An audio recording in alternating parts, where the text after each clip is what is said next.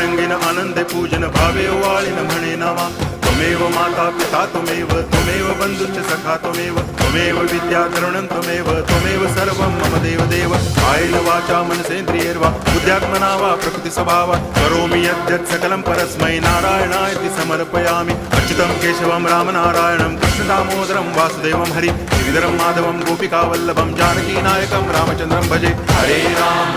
Ram